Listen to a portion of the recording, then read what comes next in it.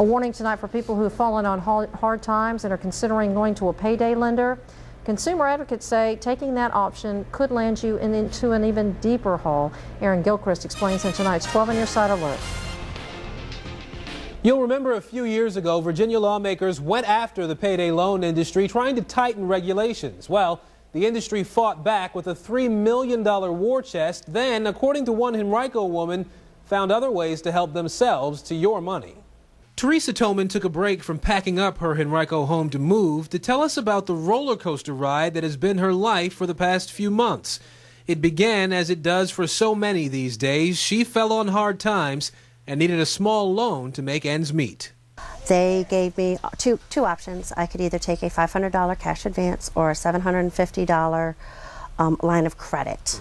Teresa went to a payday lender not far from her home. She says they explained there wasn't much difference between a cash advance and a line of credit. They handed me the papers. They said, you need to read these and sign them. Here's a copy of the revolving credit agreement she signed. Teresa made her first payment and then lost her job. And that's when reality kicked in.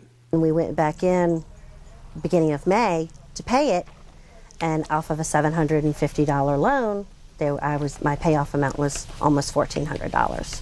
The contract Teresa signed had her paying off not a payday loan, but a line of credit with an annual percentage rate of up to 456%. It occurred to me that there was interest. I assumed it was something similar to what your credit cards are. Her payoff amount included $618 in interest. What they're doing now is essentially a 300% credit card.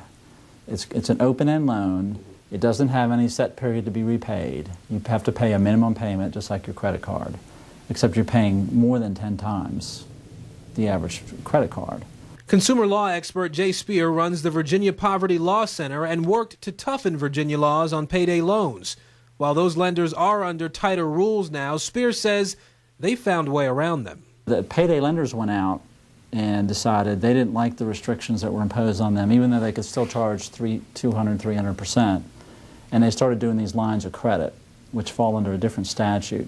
That statute doesn't call for any caps on interest, and Spears says the lenders aggressively pursue borrowers. His best advice on payday loans, car title loans, and lines of credit comes from two clients who are now homeless. They could not pay their rent anymore because of the car title loan. And they decided they would keep the car title loan because if they lost their car, they'd lose their job. This option is going to make it a whole lot worse. Whatever your situation is, this is going to make things much, much worse. This year, the General Assembly toughened the law on payday lenders extending those lines of credit. Spear says many have gotten around that, though, by dropping their payday lending licenses and doing lines of credit and title loans only. You can learn about avoiding debt traps from the Virginia Partnership to Encourage Responsible Lending. There's a link to their website under the 12 on Your Side alert on NBC12.com. I'm Aaron Gilchrist, NBC 12 News.